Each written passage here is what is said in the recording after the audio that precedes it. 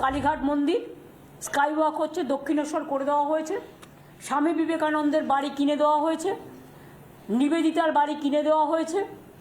দক্ষিণেশ্বরে আজকে স্বামী বিবেকানন্দের বাড়িতে প্রতি বছর আমরা প্রায় 50 লক্ষ করে টাকা দিই তাদের মেনটেনেন্স করবার জন্য। এগুলো অনেকেই আপনারা জানেন না।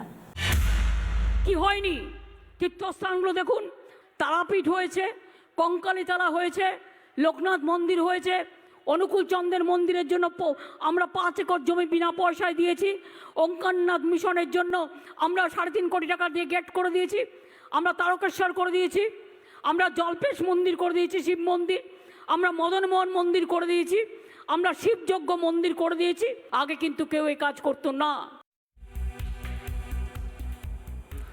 একের পর এক তিনি মন্দির করে দিয়েছেন, একের পর এক তিনি জমি দিয়েছেন। তারপরও অঙ্কন আপনারা বলবেন যে এখানে হিন্দুদের জন্য সেরকম কিছু করা হচ্ছে না। আপনারা বলবেন যে মুসলিমদের জন্য বিশাল অ্যারেঞ্জমেন্ট থাকে, কোঅর্ডিনেটররা সেখানে চলে গিয়েছে, বিশ্ব ইজতেমা দিবস ঘটা করে হয়েছে, সমস্ত নেতামন্ত্রী সবাই পৌঁছে গিয়েছেন, মুসলিমদের জন্য হজ হাউস তৈরি হয়। অথচ এখানে মমতা বন্দ্যোপাধ্যায় জলপেশ মন্দির করে দিয়েছেন, তারাপীঠ কঙ্কালীতলা বানিয়ে দিয়েছেন, উনি জমি দিয়েছেন। আর কত করবেন অঙ্কন, আর কত করবেন মমতা বন্দ্যোপাধ্যায়? প্রথম কথা, মমতা বন্দ্যোপাধ্যায় ভোট এলেই নির্বাচনী হিন্দু সেজে নেন। দেখবেন সারা বছর উনি মানে মুসলিম তোষণ, সংখ্যালঘু তোষণে থাকে। ভোট এলেই ওনার মনে পড়ে এই এখন আমাকে একটু ব্রাহ্মণ কন্যা বলতে হবে, এই এখন আমাকে একটু হিন্দু সাজতে হবে, তাই নির্বাচনী হিন্দুর ভেগটা উনি ধরেন। কিন্তু আপনি দেখবেন মমতা বন্দ্যোপাধ্যায়ের আমলে, মুঘল আমলে যেমন হিন্দুদেরকে 2য় শ্রেণী 3য় শ্রেণীর নাগরিক ছিল, মুঘল আমলে যেমন হিন্দুদের নাগরিক নিরাপত্তায় ভুগতে হতো, আজকে পশ্চিমবঙ্গের হিন্দু বাঙালিকেও কিন্তু সেই একই নাগরিক নিরাপত্তায় ভুগতে হয়। আজকে মমতা বন্দ্যোপাধ্যায়ের শাসনে হিন্দুরা আজকে 2য় শ্রেণীর নাগরিকে পরিণত হয়েছে। আপনি দেখুন তো, ইজতেমা থেকে শুরু করে ঈদ, কখনো কোনো মুসলিম ধর্মাবলম্বীকে আপনি দেখেছেন হাইকোর্টে পারমিশন চাইতে যেতে হয় যে আমরা ঈদের একটা মানে মেলা বসাবো, ঈদ পালন করব, ইজতেমার এত বৃহৎ একটা প্রাঙ্গণ একটা ব্যবহার করব? যেতে হয় না।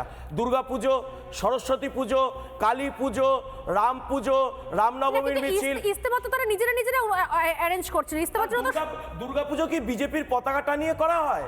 সেখানেও তো দুর্গাপূজায় হিন্দুরাই সমবেত হয়ে করেন। কালী পুজো কি পতাকাটা নিয়ে করা হয়? তেহট্টের সরস্বতী পুজো স্কুলে বন্ধ হয়েছিল কেন? স্কুলটা কি বিজেপির ছিল না পশ্চিমবঙ্গ রাজ্যের সরকারি স্কুল ছিল? আজকে সাউথ কলকাতায় আপনাদের তৃণমূলের ছাত্রনেতা সাব্বির আলী যখন থ্রেট দেয় হিন্দু মেয়েদেরকে যে কলেজে পড়তে পড়তে সরস্বতী পুজো করা যাবে না, তাহলে রেপ করে দেব, তো এই থ্রেটটা কেন দেয়? মেয়েগুলো কি বিজেপি কর্মী না বিজেপির নেত্রী? পরিষ্কার কথাটা বোঝার চেষ্টা করুন। মমতা বন্দ্যোপাধ্যায়ের আমলে আমরা 2য় শ্রেণীর নাগরিক। আমাদের একটাই পার্থক্য, আমাদের থেকে চুরি দুর্নীতি করে নেওয়া হয়, আমাদের অধিকারটা হনন করায়, আমাদের আলাদা করে জিজিয়া করটা দেওয়া হয় না।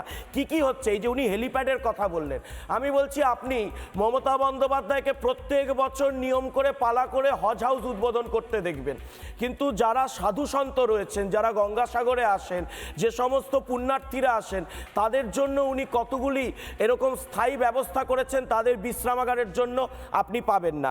উনি কি বললেন? উনি বললেন হেল্প ডেস্ক। আমি আপনাকে চালাতে বলবো, হেল্প ডেস্কগুলোতে দেখুন একজন সরকারি আধিকারিক, একজন সরকার স্বীকৃত এনজিওর কেউ বসে নেই, ফাঁকা রয়েছে।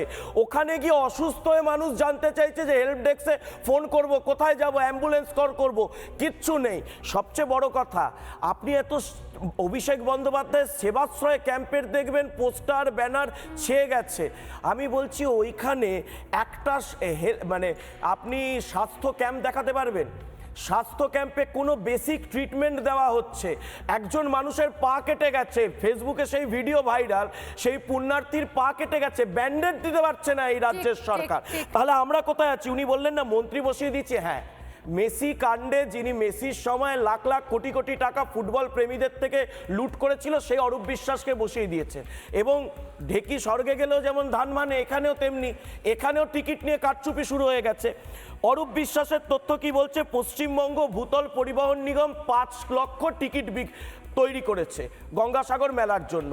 আবার আজকেই সেই মন্ত্রী বলছেন ৪৫ লক্ষ মানুষ এই মেলায় অংশগ্রহণ করেছেন, তাহলে বাকি ৪০ লক্ষ টিকিট জাল হলো কার সাহায্যে? সেই জালের টাকা, সেই যে যারা জাল করলো সেই জালের টাকাটা সরকারের ফান্ডে না গিয়ে কি তার মানে তৃণমূলের ফান্ডে গেল? মানে হিন্দুদের থেকে কি বকলমে দুর্নীতি করে জিজিয়া কর তুলছেন মমতা বন্দ্যোপাধ্যায়। আমাদের ধর্ম, আমাদের আস্থা, সেই জায়গা থেকেও দুর্নীতি, সেই জায়গা থেকেও তোলাবাজি। এবং সবচেয়ে বড় কথা যেটা, বহু জিনিস ওখানে সরকারি বাস, সেই বাসে যারা উঠছেন, আপনার একের পর এক ভিডিও সোশ্যাল মিডিয়ায় ভাইরাল হয়েছে, বাসের টিকিট কেটেছেন, বাস দাঁড়িয়ে রয়েছে, কিন্তু কোনো সাধারণ হিন্দু পুণ্যার্থীকে বাসে চড়তে দেওয়া হচ্ছে না।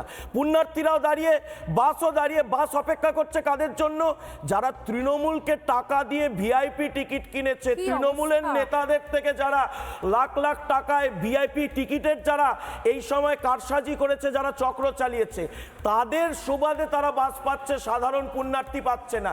এই যে হেনস্থা হচ্ছে, এই যে হিন্দুদের ধর্মীয় ভাবাবেগকে নিয়ে চিনিমিনি খেলা হচ্ছে, এটা আপনি দেখাতে পারবেন অন্য কোন রাজ্যে হচ্ছে? এগুলো যে ভিডিওগুলোর কথা বলছেন অঙ্কন, সেই ভিডিওগুলো কিন্তু কোনো রিপোর্টার গিয়ে তোলেননি। সেই ভিডিওগুলো সেখানকার সাধারণ পুণ্যার্থীরা তুলেছেন এবং তুলে সেগুলোকে সোশ্যাল মিডিয়া আপলোড করে দিয়েছেন। ভয়ঙ্কর পরিস্থিতি।